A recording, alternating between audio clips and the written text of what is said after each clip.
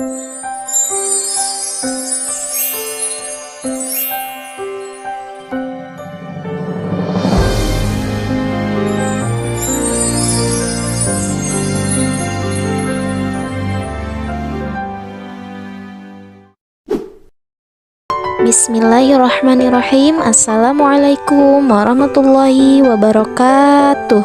Selamat pagi anak-anak sholih dan sholihah. Apa kabarnya hari ini? Semoga anak-anak sholih dan sholihah tetap dalam keadaan sehat walafiat dan dalam lindungan Allah Subhanahu wa ta'ala. Amin ya rabbal alamin. Baik anak-anak hebat semua, hari ini kita dipertemukan lagi dalam pembelajaran bahasa Sunda. Walaupun kita belajar secara daring, tetapi jangan sampai mengurangi semangat kita ya anak-anak. Baik anak-anak semua, silahkan dibuka LKS-nya halaman 10. Di halaman 10 ini ada pancen kelompok yang terdiri dari 10 soal. Sekarang ibu mau tanya, apakah kalian masih ingat dengan pelajaran minggu lalu? Ya, betul. Pelajaran minggu lalu kita sudah membahas tentang kecap rejekan duwi murni.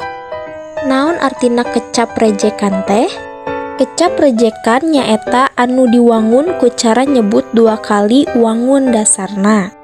Artinya yaitu kata yang bisa dibentuk dalam 2 kali pengucapan.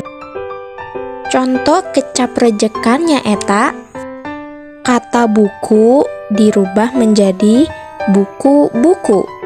Kata aki dirubah menjadi aki-aki.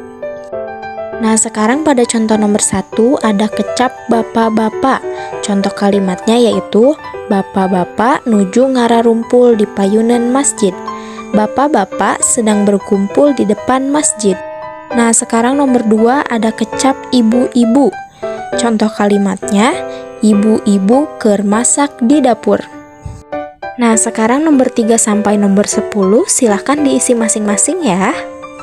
Nah, anak-anak, jika kalian sudah mengerjakan di halaman 10, maka kalian buka LKS-nya halaman 11.